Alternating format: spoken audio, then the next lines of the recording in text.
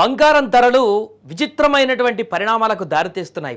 ఎప్పుడు పెరుగుతున్నాయో ఎప్పుడు తగ్గుతున్నాయో అర్థం కానటువంటి పరిస్థితుల్లో ఒకరోజు తగ్గుతూ ఒకరోజు పెరుగుతూ ఉన్నటువంటి బంగారాలు వరుసగా కొన్ని రోజుల నుంచి తగ్గుతూ వస్తుంది. మధ్యలో ఒక్కరోజు పెరిగింది, మళ్ళీ ఇప్పుడు విపరీతంగా తగ్గుదల కనిపిస్తుంది. నిన్న మొన్నటి వరకు కొండొక్కి కూర్చున్నటువంటి వెండి ధరలు కూడా ఇప్పుడు అమాంతం నేల కొరిగాయి. 2 రోజులలో ఏకంగా 50,000 రూపాయలు తగ్గాయి. నిన్న 30,000, ఇవాళ 20,000 పడిపోయింది వెండి. ఇండియా బులియన్స్ వెబ్సైట్ ప్రకారం కిలో వెండి ధర 2.47 లక్షలకు పడిపోగా 10 గ్రాముల బంగారం ధర స్వల్పంగా తగ్గి 1.52 లక్షల వద్దకు చేరింది.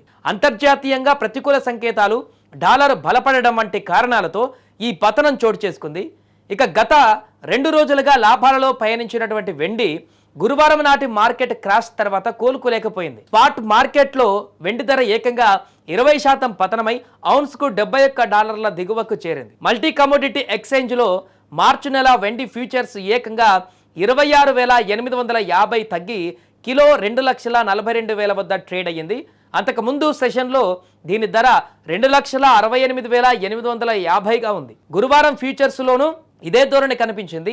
ఏప్రిల్ కాంట్రాక్ట్లో 2,310 తగ్గి 10 గ్రాములు 1,50,736 వద్ద ముగిసింది. ఇక ప్రస్తుతం హైదరాబాద్లో వెండి కిలో 2,47,260 ఉండగా బెంగళూరు, ఢిల్లీ, చెన్నై, కోల్కతాలో 2,47,000కు పైగా కొనసాగుతుంది. ఇవి రానున్న రోజుల్లో మరింత తగ్గేటువంటి అవకాశాలు కనిపిస్తున్నాయి. ఏదేమైనా కూడా 4 లక్షల వరకు వెళ్ళినటువంటి వెండి ఇప్పుడు దాంట్లో సగం ఆల్మోస్ట్ 2,47,000 వరకు దిగిపోవడం అంటే ఒక్కసారిగా దీనిపైన ఇన్వెస్ట్ చేసిన వారందరూ కూడా భయభ్రాంతులకు గురవుతున్నారు. 3 లక్షలు 3.5 లక్షల పైన ఉన్నప్పుడు ఇన్వెస్ట్ చేసిన వారందరూ కూడా ఇప్పుడు ఏం చేయాలో అర్థం కానటువంటి పరిస్థితుల్లో కొట్టుమిట్టాడుతున్నారు.